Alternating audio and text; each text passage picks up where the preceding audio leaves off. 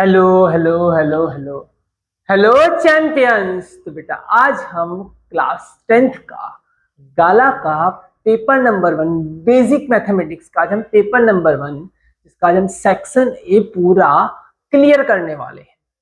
तो गाला का पेपर बहुत इंपॉर्टेंट है और इसके सेक्शन ए को आप इतने अच्छे से करना ताकि आपके 24 में से एक भी मार्क्स कटने चाहिए नहीं। पेपर 1 आएगा, 2 आएगा, 3 आएगा, 4 आएगा, जितने भी गाला के आएंगे उसके बाद लिबर्टी के आएंगे। ठीक है, तो आप ये सारे पेपर करके चले जाओगे ना। मेरी डेफिनेटली चैलेंज है बेटा कि 24 में से आपके 24 आएंगे सेक्शन ए में। तो चलिए स्टार्ट करते हैं हमारा सेक्शन ए। चलिए सेक्शन ए 24 क्वेश्चन है और ये तकरीबन 15 मिनट से 20 मिनट में ये सेक्शन ए हो जाना चाहिए। आओ देखते हैं क्या दिया हुआ है बेटा। पहला क्वेश्चन यहां पे है, ये रहा। 2 sticks are shown in following figure, one white and other is black। एक व्हाइट है और दूसरी एक ब्लैक है। अच्छा, यहां पे जो है कलर इन्वर्टेड है बेटा, तो ये वाला जो है वो ब्लैक है और ये वाला जो है वो है व्हाइट। यहाँ पे कलर जो है वो इन्वर्टेड है। चलो तुम्हारी टेक्स्ट बुक से कलर इन्वर्टेड है। चलो, from the length given in the figure the length of white stick will be. ये जो व्हाइट वाला है इसकी लेंथ मुझे निकालनी है। ध्यान से सुनिएगा। लेट सपोज व्हाइट वाले को मैंने x बोल दिया और ब्लैक वाले को मैंने y बोल दिया। x वाले की लेंथ x है और y वाले की लेंथ कितनी है बेटा? x, व्हाइट वाले की लेंथ x है और ब्लैक वाले की लेंथ कितनी है? y। तो यहां से मैं ऐसे लिख सकता हूं, x plus Y is equal to 22। x white black दोनों मिला के 22 हो रहा है। ये व्हाइट है और ये है ब्लैक। ये पूरा है x और ये पूरा है y। देखो x और y जो है ना वो थोड़ा सा छोटा है, या x है ना वो 5 जितना बड़ा है ना। मतलब मैं कह सकता हूं x is equal to y and 5, मतलब y प्लस 5। यहां पे रख दो x की जगह पे y plus 5 plus y। Substitution method. कौन सी मेथड? सब्स्टिट्यूशन। x की वैल्यू मैंने यहां पे रख दी, y प्लस वाई कितना हो गया? 2y। 5 वहां पे गया, 22 में से 5 जाएगा तो बेटा कितना बचेगा? 17, है ना। और ये हो गया 8.5। 17 डिवाइड बाई 2 कितना हो गया? 8.5। मतलब तुम्हारा जो ब्लैक पोर्शन है वो है 8.5 और व्हाइट पोर्शन कितना आ जाएगा? व्हाइट पोर्शन इसमें रख दो, इसमें रख दीजिए या इसमें रख दीजिए, आपको जैसा ठीक लगे। मैं इसमें रख देता हूं। 8.5 है और 5 ऐड कर दीजिए। ठीक है, तो 8.5 और 5 कितना होता है? जल्दी बताइए बेटा। 13, 13.5। तो x तुम्हारा हो जाएगा 13.5। तो इन्होंने जो पूछा है व्हाइट पूछा है तो व्हाइट का हो जाएगा 13.5। अगर इन्होंने इसकी जगह पे ब्लैक पूछ लेंगे तो ब्लैक का आंसर आ जाएगा 8.5। बोलो क्लियर है? चलो next question.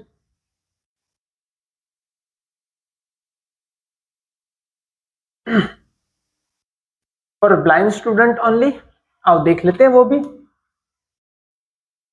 If the pair of linear equation with 2 variable is, क्या दिया हुआ बेटा?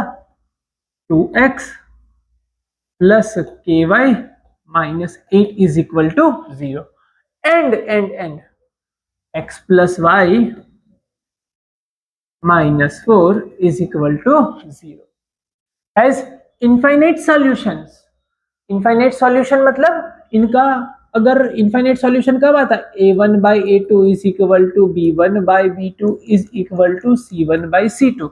जब ये होता है तब इनफाइनाइट सॉल्यूशंस आते हैं। तो k की वैल्यू कितनी होनी चाहिए, आओ देखें। जब इनफाइनाइट सोल्यूशन बोले ना तो देखा जाता है कि इससे ये कितना बड़ा है। शॉर्टकट बता रहा हूं, इससे ये जो है वो 2 गुना बड़ा है, आया ना। इससे भी ये 2 गुना बड़ा है। यहाँ पे क्या है, यहाँ पे कुछ नहीं मतलब 1 है, यहाँ पे कुछ नहीं मतलब 1 है।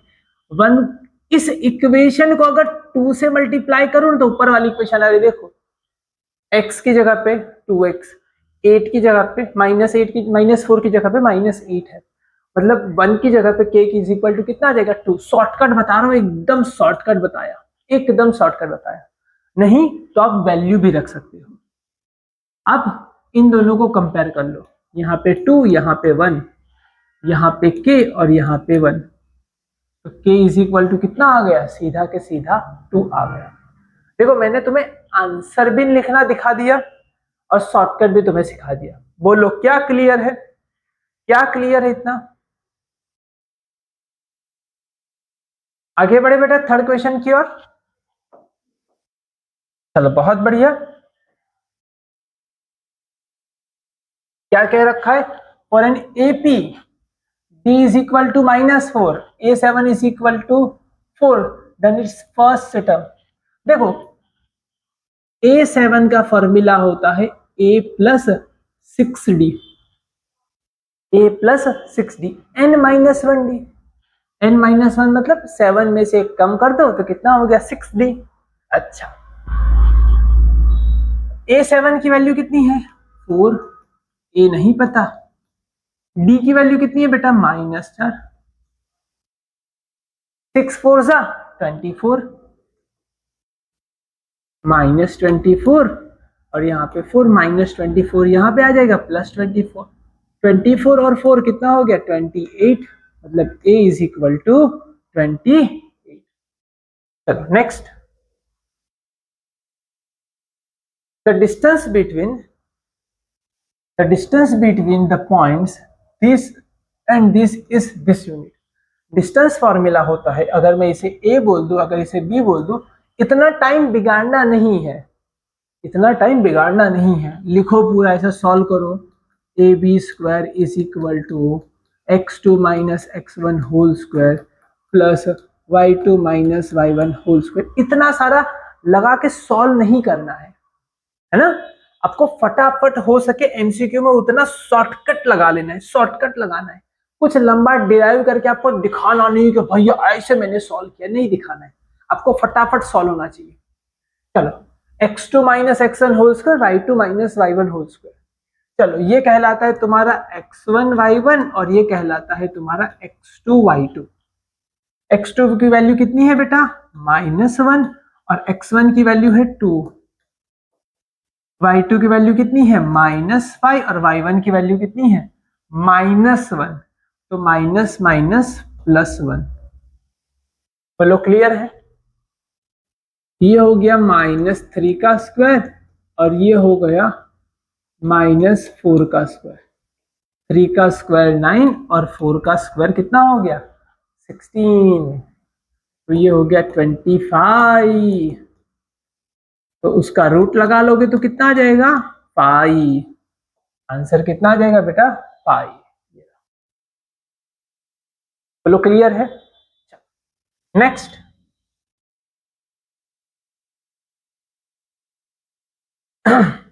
यहां पे क्या लिखा है sine square theta,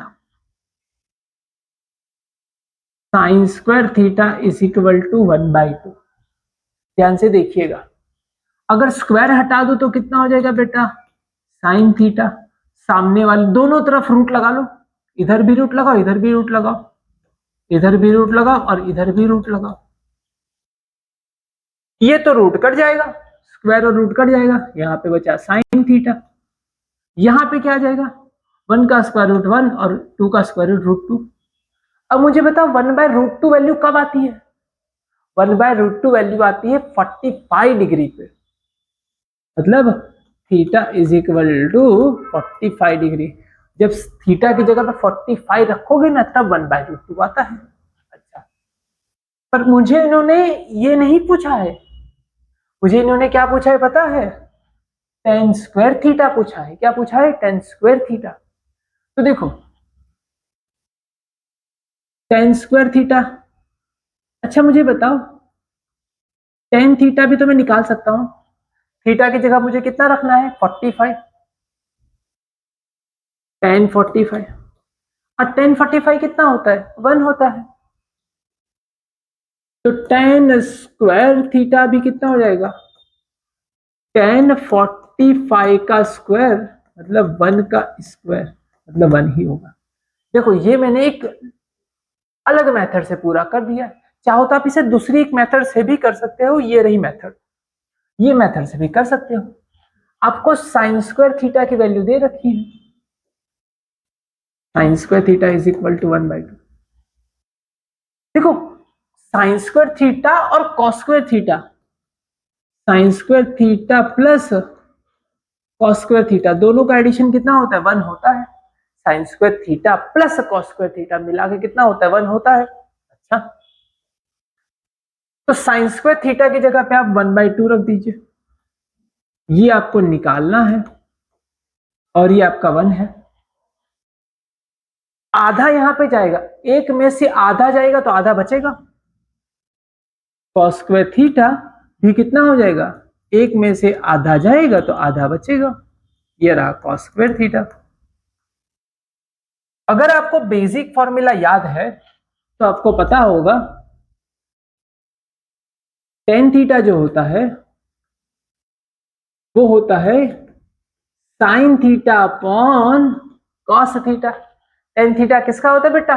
tan theta is equal to sine theta upon cos theta. क्या मेरी इतनी बातें क्लियर बेटा? फटाफट बताइए, इतना सबको क्लियर है या ना? अच्छा tan theta is equal to sine theta upon cos theta, तो टेन स्क्वायर थीटा भी हो जाएगा, दोनों तरफ स्क्वायर ले लो, sine square theta upon cos square theta. चलो साइन स्क्वायर थीटा की वैल्यू कितनी है? 1/2। कॉस स्क्वायर थीटा की वैल्यू भी कितनी है? 1/2। तो दोनों कट गए 1/2 1/2, आंसर आ गया 1। चाहे आप ऐसे करो चाहे आप ऐसे करो, दोनों में आंसर 1 आ रहा है। मैंने दोनों अप्रोच आपको दे दी, आपकी मर्जी आप कैसे सॉल्व करते हो। ठीक है, चलो नेक्स्ट क्वेश्चन।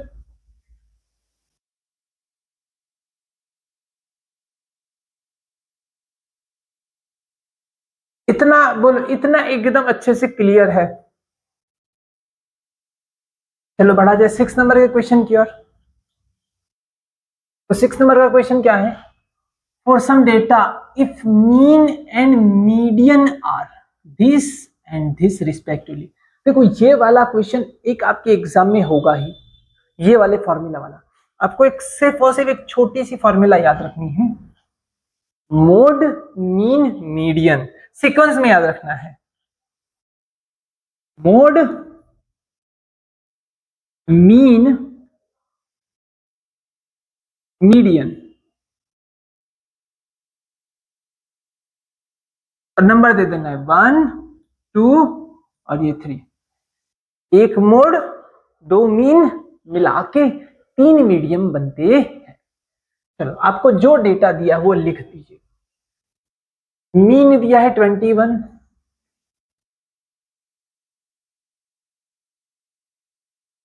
मीडियन दे रखा है 23। अब आपका मोड निकालना है। अब देख ले, इसको 3 से मल्टीप्लाई करिए, 3 2 जा 6, 3 3 जा 9 हो गया। इसको 2 से मल्टीप्लाई करके उधर कर दीजिए, ये कितना हो गया? 21 का डबल 42, ये हो गया 2 और ये हो गया 7, 27। कितना है बेटा? 27। एक mode, mode mean median, mode mean median, mode mean median, mode mean median, mode mean median, mode mean median, ऐसे 1 2 3 कर देंगे। 1 + 2 इज इक्वल टू 3। क्लियर है?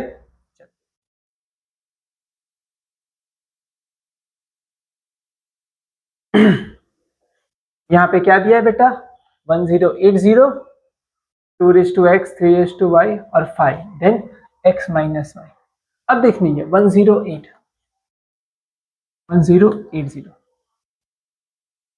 अब इसको तोड़ते मरोड़ते देखते हैं, इसको हमें फैक्टर में निकालना है कि 2 की पावर कितनी होगी, 3 की पावर कितनी होगी, 5 की पावर 1 होगी। 5 की तो पावर 1 ही है।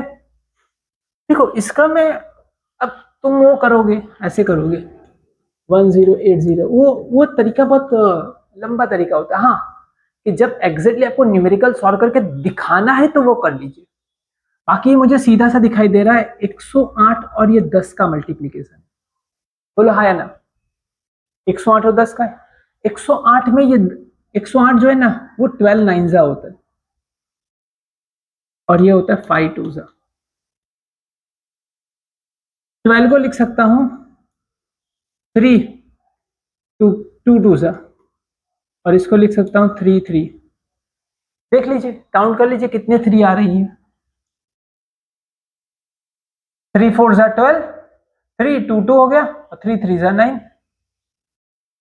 चलो 1 2 और 3 हो रही है, मतलब 3 की पावर 3 हो रहा है। 2 कितना हो रहा है, 1 2 और 3 हो रहा है, 2 की पावर भी 3 हो रहा है ना। 5 हो गया। x माइनस वाई, एक्स भी 3 है और y भी 3 है। 3 में से 3 गया, कितना बचा, 0। क्लियर है? तो ये ऐसे करोगे फटाफट हो जाएगा, बहुत ही जल्दी हो जाएगा। चलो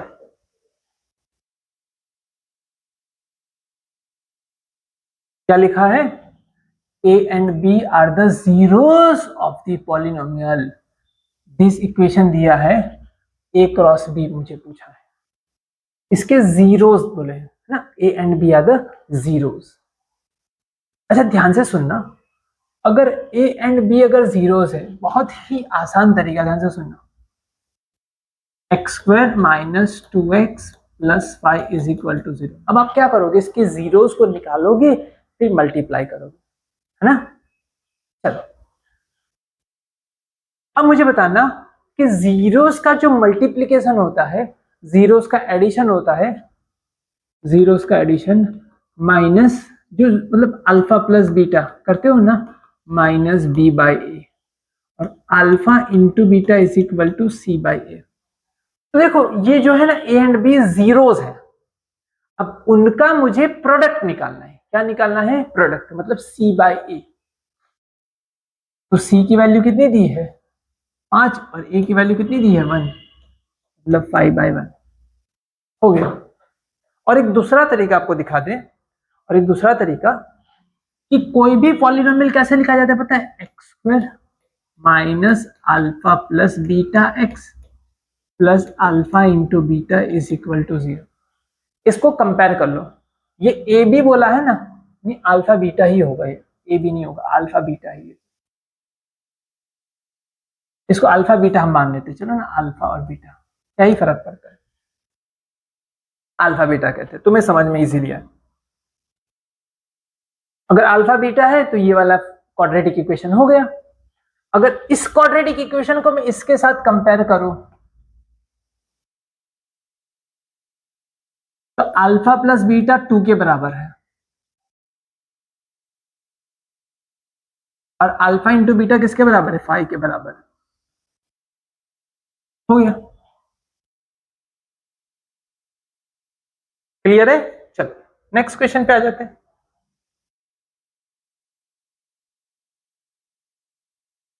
A balanced die toast once, then the total outcome of possibles। एक डाई पे 6 नंबर होते हैं, 1 है ना, पासे पासा पासा, जो गेम में आप शतरंज के गेम में आप जो है ना पासा खेलते हो ना, शतरंज कहाँ पे, वो लूडो में ना, लूडो में, तो लूडो में पासे में 1 2 है ना, 3 4, तो 6 नंबर तक आ सकते हैं। तो टोटल आउटकम कितना हो सकता है, 6 हो सकता है, अगर एक बार डालूंगा तो। वंस एक ही बार डाला जा रहा है तो 6 आउटकम आ सकते हैं। चलो नेक्स्ट, साइन 30 की वैल्यू, साइन 30 की वैल्यू जो होती है बेटा, वो याद ही रखना, टेबल से याद कर लेना होता है। 1/, साइन 30 की वैल्यू होती है 1/2। कितनी होती है बेटा? 1/2। अब next, dash tangents can be drawn from the point lying in the interior of the circle। कितने टेंजेंट्स सर्कल के इंटीरियर के पॉइंट में से बना सकते हैं? देखो ध्यान से सुनना, ये सर्कल है,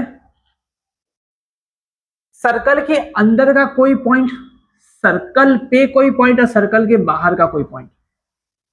ध्यान से सुन लेना, क्लियर कर देता पूरा। सर्कल के अंदर के पॉइंट से आप कभी भी टेंजेंट नहीं बना सकते हो, नो टेंजेंट, क्योंकि ये जो होती होगी वो इंटरसेप्टिंग लाइन हो गई। क्या हो गई बेटा? इंटरसेप्टिंग लाइन हो गई। हाँ, अगर कोई पॉइंट सर्कल पे है तो आप टेंजेंट बना सकते हो, बट लिमिटेशन ये आ गई कि आपका टेंजेंट सिर्फ और सिर्फ एक ही बनेगा। कितना बनेगा? एक ही बनेगा। लेकिन अगर आप सर्कल के बाहर हो, अगर आप सर्कल के बाहर हो तो आप कितने टेंजेंट बना सकते हो? दो। एक टेंजेंट ये रहा, इस पॉइंट से गया, और एक टेंजेंट इधर से गया।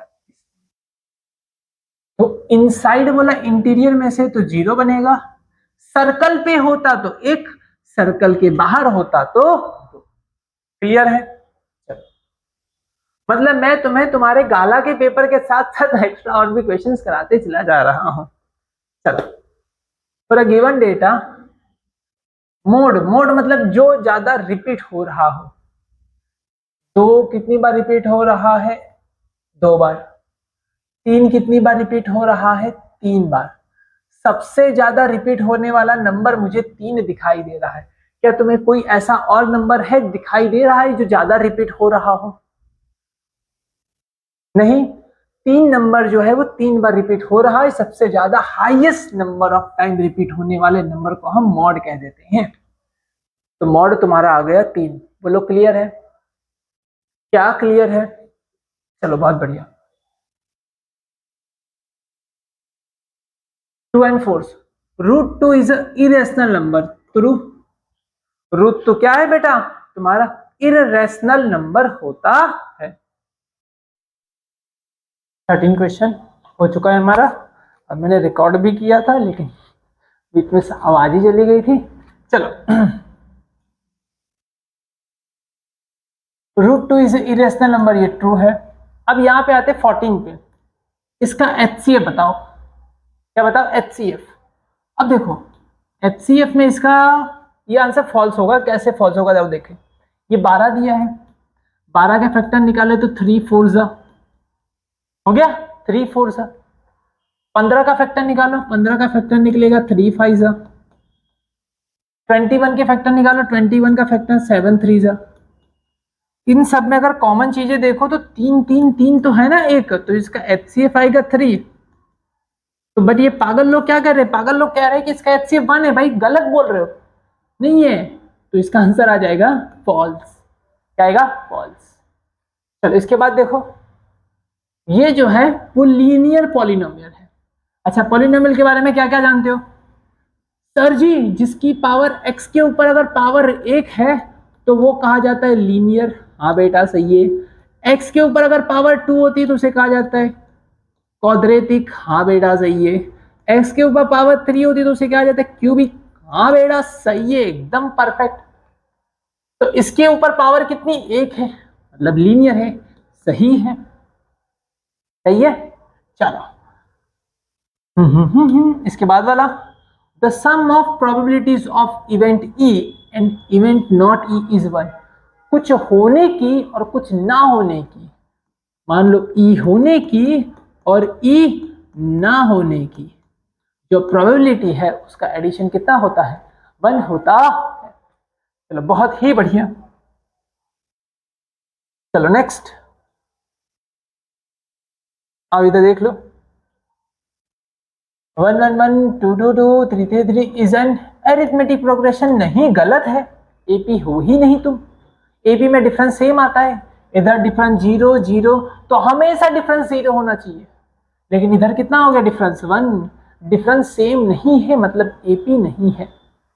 चलो ये देखो, how many tangent can be drawn, tangent can circle have, how many tangent can a circle have, circle के पास कितने टेंजेंट हो सकते हैं, हाउ मेनी टेंजेंट्स। अगर सर्कल के बारे में बात करो तो सर्कल में कितने टेंजेंट हो सकते हैं, इस पॉइंट पे एक, इस पॉइंट पे एक, इस पॉइंट पे एक, इस पॉइंट पे एक, इस पॉइंट पे एक, इस पॉइंट पे एक। सर्कल पे एक्चुअली कितने पॉइंट है, हर पॉइंट में से एक सर्कल टेंजेंट होता है, तो सर्कल पे कितने पॉइंट है, सर्कल हैविंग इनफाइनाइट पॉइंट्स, तो कितने टेंजेंट हो जाएंगे, इन्फिनिटी टेंजेंट्स हो जाते हैं। क्या मेरी ये बात क्लियर है बेटा एकदम, बोलो हाँ या ना, फटाफट एकदम बताओ। चलो बहुत बढ़िया, इनफाइनाइट टेंजेंट्स हो गए। अच्छा, P A is equal to इतना, तो पी ए डैश कितना होता है, कुछ होने की कुछ ना होने की, दोनों की प्रोबेबिलिटी मिला के 1 होती है। तो जो अगर कुछ होने की प्रोबेबिलिटी है इतनी इतनी, तो कुछ ना होने की प्रोबेबिलिटी बताइए मेरे गोलू, ओ मेरे राजा, कुछ ना होने की प्रोबेबिलिटी बताओ। ये यहां पे जाएगा, एक में से 0.65 चला जाएगा, एक में से अगर 0.65 चला जाएगा तो 0.35 बचेगा। आंसर आ गया। चलो 20 for the following frequency distribution find the model class. तो मुझे मॉडल क्लास निकालनी है, मॉडल क्लास। तो सबसे बड़ी फ्रीक्वेंसी कितनी है, ये रही, इसके सामने की क्लास को हम मॉडल क्लास कहते हैं, मॉडल क्लास फुल मॉडल, ये रहा मॉडल क्लास 3-5, आंसर आएगा 3 से 5। चलो नेक्स्ट, हाँ ये नोट करके चलो, तुम्हारा ये वाला 21, 22, 23, 24 ये फिक्स्ड 2 मैच द कॉलम आएंगे, बेसिक मैथमेटिक्स में ये 2 फिक्स मैच द कॉलम आएंगे, और यहाँ पे तुम्हारा सरफेस एरिया से क्वेश्चन बनेगा और यहाँ पे एरिया रिलेटेड टू सर्कल से क्वेश्चन बनेगा। अब देखिए, पहला बोला है curved surface area of cylinder, cylinder जो होता है उसका कर्व सरफेस एरिया बताओ, तो कर्व सरफेस एरिया होता है 2πr/h, 2πr/h, डन। और दूसरा बोलो वॉल्यूम ऑफ कोन, तो कोन का जो वॉल्यूम होता है, ये कोन है, इस कोन का जो वॉल्यूम होता है वो सिलेंडर से आधा 1/3 होता है, सिलेंडर से कितना होता है 1/3 होता है, ये रहा 1/3 πr²h, इसमें आएगा C और इसमें आएगा A। चलो next, the circumference of a circle with radius r, circle का सर्कमफरेंस होता है 2πr, 2πr।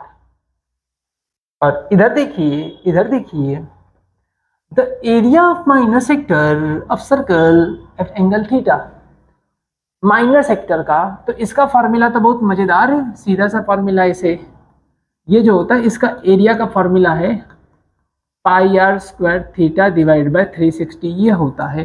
बट ये फॉर्मूला अगर याद है तो ठीक, नहीं तो मैं तुम्हें बनाना भी सिखा देता हूँ। बनेगा कैसे, अगर यहाँ से चलते चलते पूरा घूमोगे मतलब कितना डिग्री घूमते हो, 360 डिग्री, तो तुम्हें पूरा एरिया मिलता है which is equal to πr²।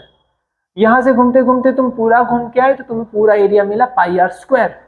लेकिन अगर मैं कहूँ तुम यहाँ से सिर्फ यहाँ तक घूमोगे, कितना, थीटा डिग्री, तो तुम्हें कितना एरिया बनेगा, थीटा घूमने पे कितना मिलता है, theta into πr² divide by 360, ये रहा, इसमें B और इसमें C। तो इसी के साथ ये पेपर तुम्हारा खत्म होता है। अब हम मिलते हैं नेक्स्ट पेपर में, तब तक के ऐसे ही पढ़ते रहिएगा, मचाते रहिएगा। Have a good day.